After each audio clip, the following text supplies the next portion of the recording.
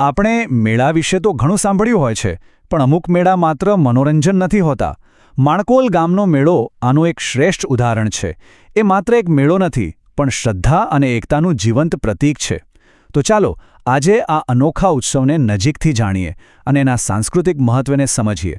તો સવાલ એ છે કે એક ગામનો સામાન્ય મેળો આટલું શક્તિશાળી પ્રતીક કેવી રીતે બની શકે? બસ આ જ સવાલનો જવાબ આપણને માણકોલના મેળાના મૂળ સુધી લઈ જશે. આ સમજવું બહુ જ રસપ્રદ છે કે કેવી રીતે એક નાનકડી સ્થાનિક પરંપરા આખા સમુદાયની ઓળખ અને સાંસ્કૃતિક વારસાનો એક મોટો હિસ્સો બની જાય છે. તો આખી વાત શરૂ થાય છે પવિત્ર ચૈત્ર મહિનાથી. આ એ સમય છે જ્યારે માણકોલ ગામ જાણે કે ઉત્સાહ અને ભક્તિના નવા જ રંગોમાં રંગાઈ જાય છે. સાચું કહીએ તો આ મેળો એટલે ભારતીય સંસ્કૃતિની એક જીવંત ઝલક. કલ્પના તો કરો, આખું ગામ ભક્તિમાં લીન છે અને ચારે બાજુ દરેક ખૂણેથી બસ એક જ અવાજ સંભળાય છે, જય બળિયા બાપા. શું બાળકો, શું વડીલો, દરેક જણ જાણે ભક્તિના સાગરમાં ડૂબકી લગાવી રહ્યું હોય. અને આનાથી જે આધ્યાત્મિક માહોલ બને છે એ ખરેખર અદ્ભુત હોય છે. પણ આ બધી ભક્તિનું કેન્દ્રબિંદુ શું છે? એ છે બળિયા બાપા પ્રત્યેની અતૂટ શ્રદ્ધા. લોકો અહીં ભેગા થાય છે, સાથે મળીને દર્શન કરે છે અને એક પ્રકારની આત્મિક શાંતિનો અનુભવ કરે છે. અને ખબર છે, આ જે ભાવના છે ને, એ જ આખા મેળાનો મજબૂત પાયો છે. અને લોકો અહીં શું માગે છે? કોઈ મોટી મોટી વસ્તુઓ નહીં. એમની પ્રાર્થનાઓ પણ એકદમ સરળ અને સાચી છે. સારું સ્વાસ્થ્ય, ઘરમાં સુખ શાંતિ, સમૃદ્ધિ અને તંદુરસ્ત જીવન.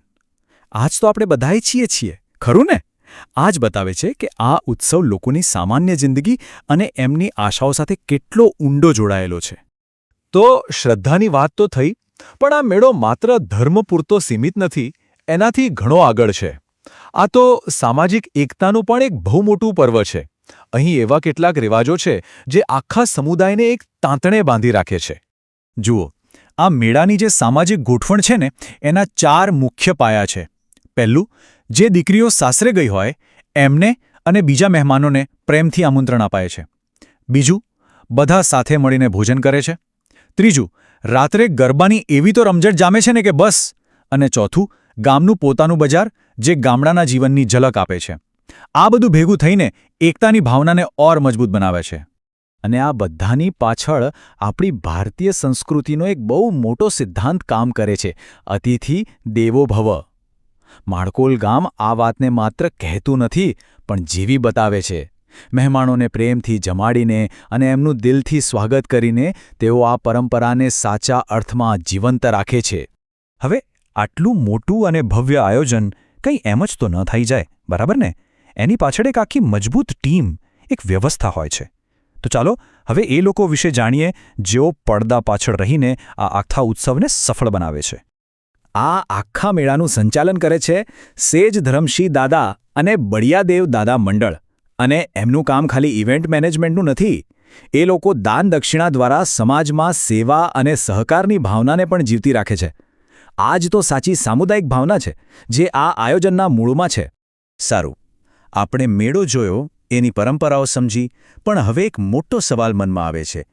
આજના આધુનિક સમયમાં આવા વારસાને સાચવવાની જરૂર શું છે? શા માટે આટલું મહત્વનું છે? કારણ કે આ મેળો માત્ર એક મેળો નથી. એ તો ગામની એકતા, એમની ભક્તિ અને પોતાની સંસ્કૃતિને સાચવી રાખવાની એમની પ્રતિબદ્ધતાનું જીવંત પ્રતીક છે. આ માત્ર એક ઉત્સવ નથી, આ એક વારસો છે જેને આખું ગામ દિલથી સાચવી રહ્યું છે.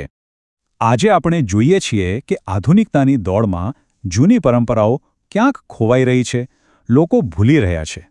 પણ એની સામે માણકોલ જેવા ગામડાઓ પણ છે જે પોતાની સંસ્કૃતિ અને પોતાના મૂલ્યોને ગર્વથી, સન્માનથી જાળવી રહ્યા છે. અને સાચું કહીએ તો આ જ વાત આ મેળાને બીજા બધાથી અલગ અને ખાસ બનાવે છે.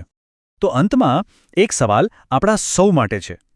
જેમ માણકોલ ગામ કરી રહ્યું છે, એમ આપણે પણ આપણી આસપાસની, આપણી પોતાની કઈ સ્થાનિક પરંપરાઓને ઓળખી શકીએ અને એને આવનારી પેઢી માટે જીવંત રાખી શકીએ? આ સવાલ પર જરૂર વિચારજો.